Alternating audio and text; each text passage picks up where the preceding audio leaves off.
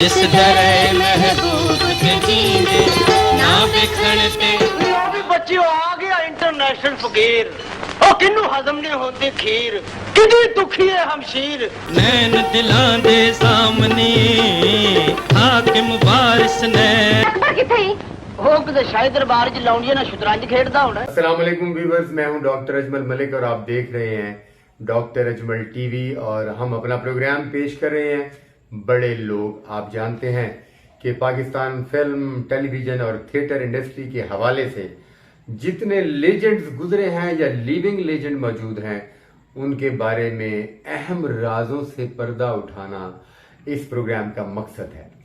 जी हाँ, Pakistan film industry की नामवर और खूबसूरत अदाकारा बाबरा शरीफ से कौन वाकिफ नहीं। बाबरा शरीफ ने जितना अरसा फिल्म इंडस्ट्री में गुजारा, बड़ा ही दबंग अरसा गुजारा, बड़ी ही दबंग किस्म की एंट्री थी उनकी पाकिस्तान फिल्म इंडस्ट्री में। और जब तक वो फिल्म इंडस्ट्री में काम करती रही, कामयाबी उनके हमेशा कदम चूमती रही। आज भी जिंदा हैं, अल्लाह उन्हें लंबी जिंदगी अता करे।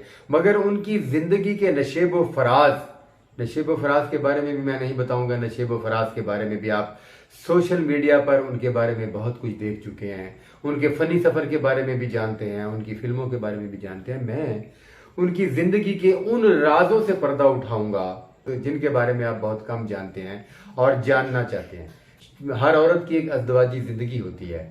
इस तरह फिल्म इंडस्ट्री से वाबस्ता अदाकारों की अपनी अज़दवाजी जिंदगी, प्राइवेट जिंदगी और उनके प्राइवेट मुआशके और शादियां कहाँ, मोहब्बतें कहाँ और वफाएं कहाँ, ये सिलसिला, ये चीज़ें शोबिस से वाबस्ता अफराद की ज़िंदगी का हिस्सा रही हैं।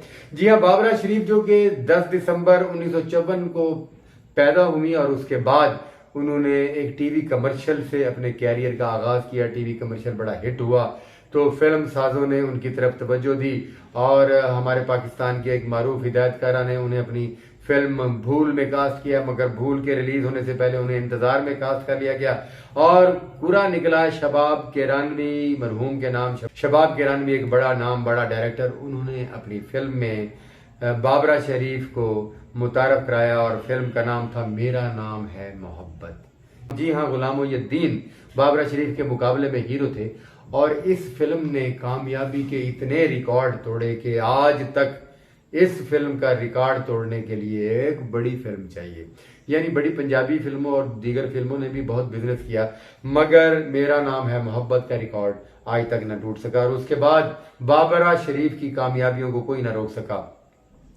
आगाज में गुलामुद्दीन साहब भी, उनके बारे में भी सुना गया है कि वो भी दिलचस्पी रखते थे बाबरा शरीफ में। और बाबरा शरीफ जो है वो एक बड़ी खिलंडरी किस्म की और बड़ी मज़ाहिया और अगले के दिल में पहुंच जाने वाली और अगले की सोचों को पढ़ने वाली अदाकारा थी। इंतहाई समझदार अदाकारा थी। ऑलरेडी उनकी 2 बड़ी बहनें भी इस इंडस्ट्री में आई थी मगर वो कामयाबी हासिल ना कर सकी। ताल्लुक इनका भी उसी घराने से था, मेरा मतलब बाजार हुस्न से। और बाजार हुस्न में जो है वो बच्ची की तरबियत होती है बड़े होने तक, और जब वो अपनी जवानी में कदम रखती है तो उस वक्त तक एक समझदार और बड़ी घायक किस्म की लड़की बन चुकी होती है। बाजार हुस्न में पैदा होने वाली कोई भी रकासा है, अदाकारा है या लड़की है। इसी तरह बाबरा शरीफ की तरबियत भी वहां हुई और वो मर्दों के साथ खेलना जानती थी, उनकी सोच पड़ती थी। इस तरह कहते हैं कि काफी अरसा तक गुलामुद्दीन को भी बाबरा शरीफ अपनी अदाओं के बलबूते पर उंगलियों पर नचाती रही। इस तरह उनकी शोबिज इंडस्ट्री में कामयाब एंट्री के बाद, कामयाब फिल्म के बाद, उन्होंने फिल्म इंडस्ट्री को और फिल्म इंडस्ट्री से वाबस्ता अफराद को एंजॉय करना शुरू कर दिया। दीगर फिल्में भी जब कामयाब हुई तो पाकिस्तान के लेजेंड अदाकार मुनव्वर ज़रीफ, कॉमेडी में जिनकी कोई मिसाल नहीं मिलती और अदाकारी में भी उनका कोई सानी नहीं है। दुनिया भर के कॉमेडियन, खसूसन पाकिस्तान और हिंदुस्तान के कॉमेडियन मुनव्वर ज़रीफ के बाद से पैदा होने वाले कॉमेडियन आज तक वो थिएटर से वाबस्ता हैं, वो टीवी से वाबस्ता हैं या फिल्म से वाबस्ता हैं। वो मुनव्वर ज़रीफ को कॉपी करते हैं और कोई भी किरदार अदा करते वक्त मुनव्वर ज़रीफ को रूहानी तौर पर अपने जहन में और अपने दिल में रखते हैं। जी तो विवर्स, मुनव्वर ज़रीफ एक ऐसा अदाकार था जिसने बड़े थोड़े अरसे में जवानी में ही बेशुमार कामयाब फिल्में दी, और उन्होंने जब बाबरा शरीफ के साथ पहली फिल्म की तो वो भी बाबरा शरीफ के इश्क में मुब्तला हो गए। उसकी वजह बाबरा शरीफ की वही दिल फरेब और खूबसूरत अदाएं और बाबरा शरीफ की खूबसूरत आंखें और उनका देखना और उनके मोहब्बत के अंदाज मुनव्वर ज़रीफ को ले डूबे, और मुनव्वर ज़रीफ बाबरा शरीफ के दीवाने हो गए। इस तरह मुनव्वर ज़रीफ ने बाबरा शरीफ से बेइंतहा मोहब्बत की और प्रोड्यूसर्स, डायरेक्टर्स को ये समझाना शुरू कर दिया, उनको ये जिद करना शुरू कर दी कि मेरे मुकाबले में बाबरा शरीफ को हीरोइन लिया जाए। इस तरह बहुत सारे फिल्मसाज जो मुनव्वर ज़रीफ के ज़ाती दोस्त भी थे और वो जानते थे कि मुनव्वर ज़रीफ को फिल्म में लेने के बाद उनकी फिल्म सुपर हिट होगी, इसलिए वो मुनव्वर ज़रीफ की बात मानते और बाबरा शरीफ को अपनी फिल्मों में लेते। इस तरह उस दौर में ये फिल्मी जोड़ी कामयाब हुई, मगर ये इश्क सिर्फ एक तरफा था, मुनव्वर ज़रीफ की तरफ से था। बाबरा शरीफ सिर्फ इसको एंजॉय कर रही थी और मुनव्वर ज़रीफ के साथ खेल रही थी। खुद बाबरा शरीफ नहीं जानती थी कि उनकी ये भूल भलियां आने वाले वक्त में मुनव्वर ज़रीफ के लिए कितनी मुश्किल साबित होगी। इस दौरान ही बाबरा शरीफ की जिंदगी में एक खूबसूरत हीरो, पाकिस्तान का नामवर अदाकार शाहिद आ गए।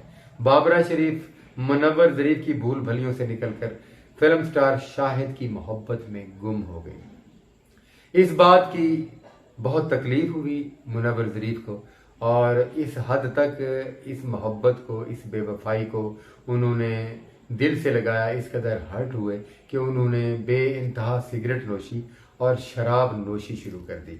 फिल्मों की तरफ तवज्जो कम और शराब नोशी की तरफ ज़्यादा तवज्जो ने उन्हें बीमार कर दिया।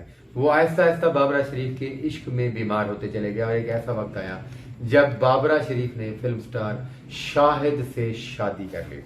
फिल्म स्टार शाहिद से शादी करने के बाद मुनव्वर ज़रीफ टूटकर बिखर गए और रेजा रेजा हो गए।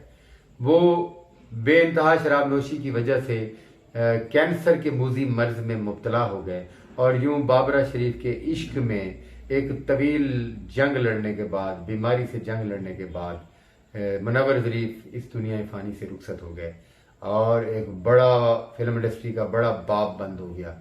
फिल्म इंडस्ट्री का एक नामवर अदाकार इस इंडस्ट्री को और इस दुनिया को छोड़कर चला गया। फिल्म इंडस्ट्री का एक नामवर हीरो फिल्म इंडस्ट्री को अकेला अधूरा छोड़कर बेवफाई बर्दाश्त न करते हुए बाबरा शरीफ की यादों को, मोहब्बतों को दिल में लेकर यहाँ से रुखसत हो गया। यकीनन इसका असर बाबरा शरीफ की जिंदगी पर भी हुआ। बाबरा शरीफ को उसके बाद पता चला कि वो मुनव्वर ज़रीफ कितना उनसे मोहब्बत करते थे और वो मुनव्वर ज़रीफ को खो चुकी हैं।